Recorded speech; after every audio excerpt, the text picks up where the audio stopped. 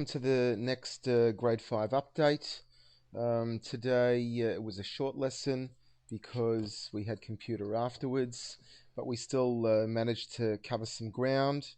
And we looked at the Rashi that you see in front of you again, and we had some more challenge questions, and that was interesting. Which was the challenge questions today was more of a chazara of what we learned previously.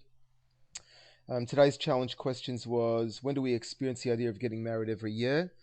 And they thought that was a very unusual question. They were laughing with a bit of a few giggles here and there, and the answer to that was that it happens every Yom Kippur, because Yom Kippur, when the Kohen Gadol goes into the Kodesh Kadoshim, Chassan and Kala, it's also similar for them. It's a Yom Kippur proti for them, so there's a connection between the two.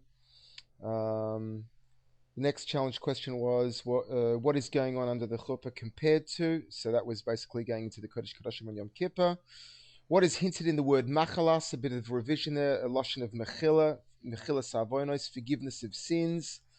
The next challenge question was, what do they give kvitlach to a chassan and kala to read under the chuppah? And I told them that a chassan and kala is similar to a king and a queen, and they have special powers. And one boy mentioned the similar idea of a birthday, mazolai goiva, that his spiritual power prevails on this day, his mazel. And a chassan and kala are compared to king and queen that have extra koiches to bench people, which is very common for people to write in setlach to a chassan and kala to ask them for brachas, especially when they're under the chuppah. We had to compare two Rashi texts.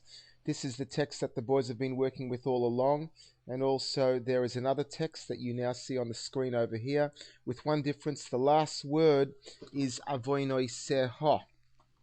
So that avoinoi seha that you see over there is different from, if I can just move it, where are we here? 1 second. Oh, there we go. That's different from the avoinoi sov that we have over here. And we analyzed the ramifications of the different texts between avoinoi sov as opposed to avoinoi seho. If I can just bring that up. Oh dear. There we go. No, lost it. Great. 1 second. These things happen. Where are we? If I can just bring that up again. Here we go. That's it. No. Fun and games. Here we go. If you just bear with me. There we go. Second Gursa. Here we go. So that's as opposed to Avoinoi Seha, her sins. Whose sins were forgiven? Were her sins forgiven? His sins forgiven? We had a whole discussion on this, and the conclusion was that we concluded that both Girsas are valid. And in fact, I think that on Chassan and Kala, usually both sides, the Chassan and the Kala, both of them have their sins forgiven. And we discussed how the Rebbe will sometimes say on Sichas that he explains on Rashi, that the Lubavitcher Rebbe will say that if there are two Girsos, two versions, then they both have some sort of meaning for us. So we discussed it. Is it possible both are correct in a certain way? Which one is correct? So we had different opinions, and that was a lot of fun. And the final concluding challenge question was, what is the Horah for us? What life lesson can we learn from this? So some boys were mentioning about the idea of benching each other. We shouldn't just wait till we become a chassan and kala. We should give each other blessings in general. And then the Lubavitcher Rebbe has mentioned that al birchas hejat kal beinecha, the blessing of a simple Jew should not be taken lightly in your eyes. Bechlal, wishing each other well, benching each other is a good thing. So that was one of the things that were mentioned.